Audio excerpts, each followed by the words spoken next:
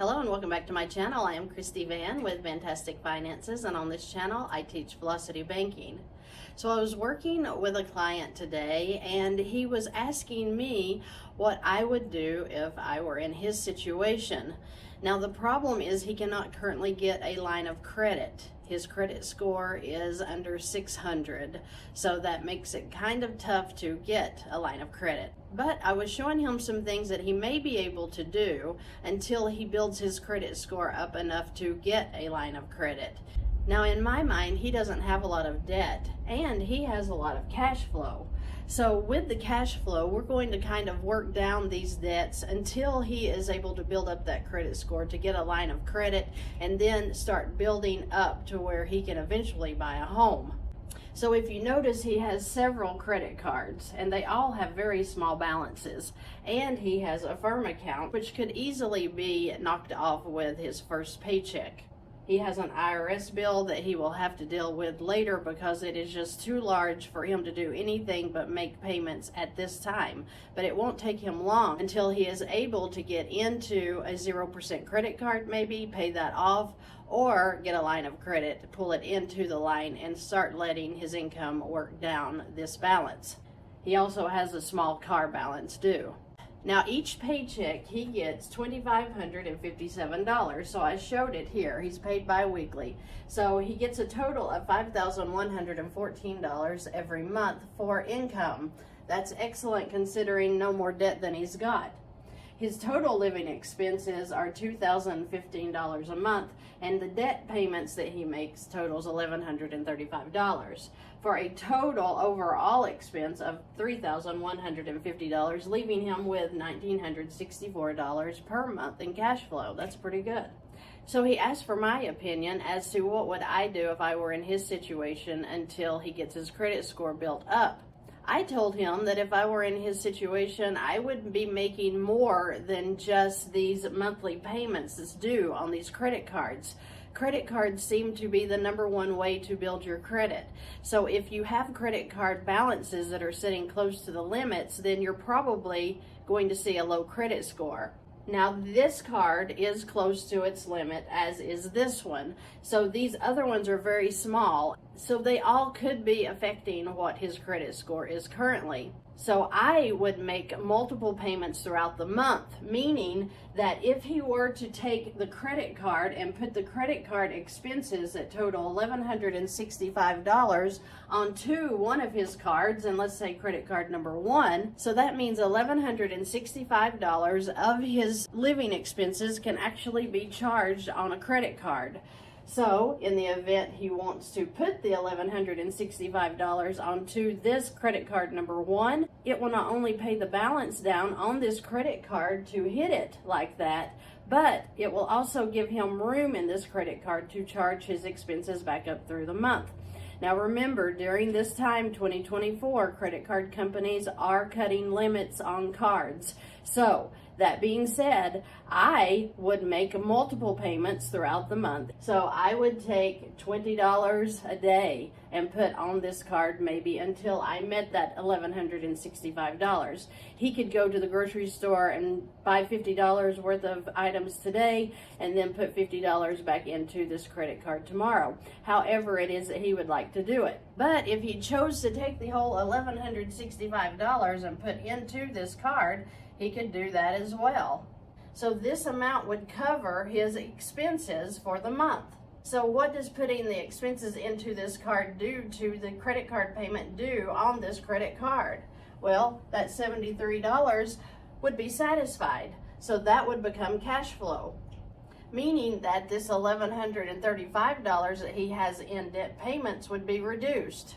So he would only have $1,062 due in debt payments every month. So that being said, this balance would then come down as well to $978. Now that's going to look good to this credit card company, right? Because he's reducing the balance. Of course, this $1,165 would come back out throughout the month, but he has $1,964 in cash flow. So he could choose to take $500 of this put into this card as well, or he could take the whole $978 and put into this card. It all depends on what he decides to do, but either way he's going to win.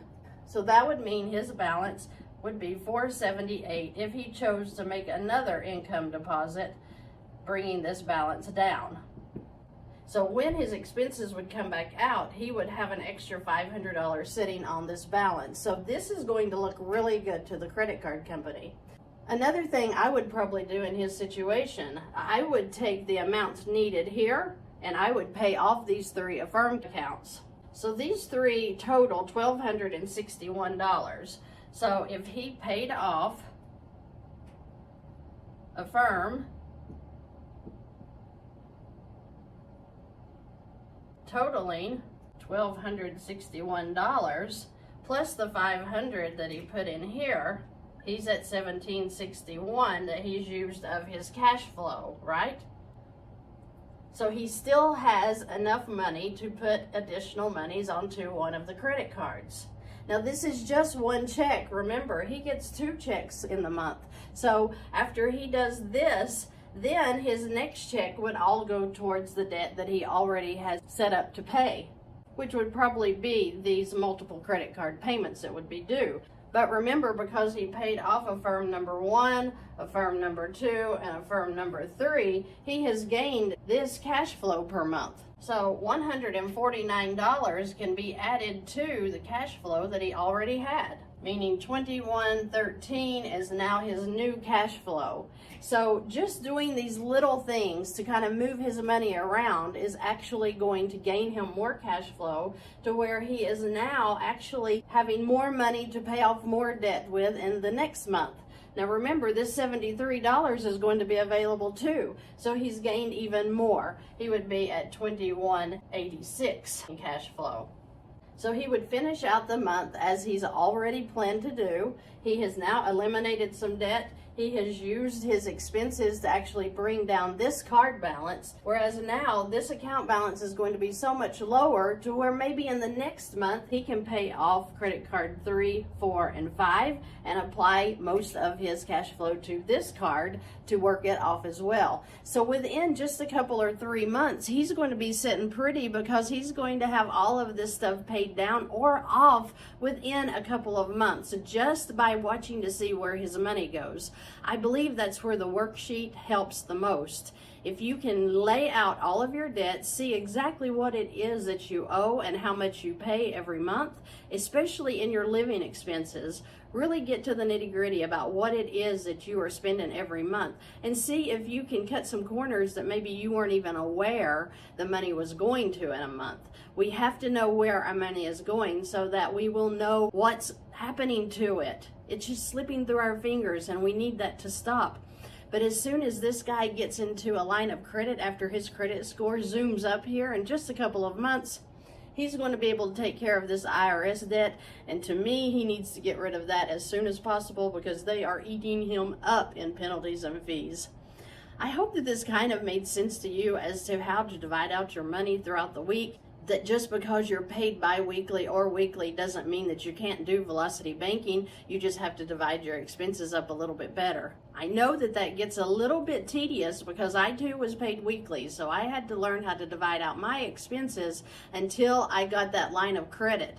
Once you're living in a personal line of credit, you no longer have to do that. You just put your income in as it comes in, and then your expenses come out throughout the month on their due dates.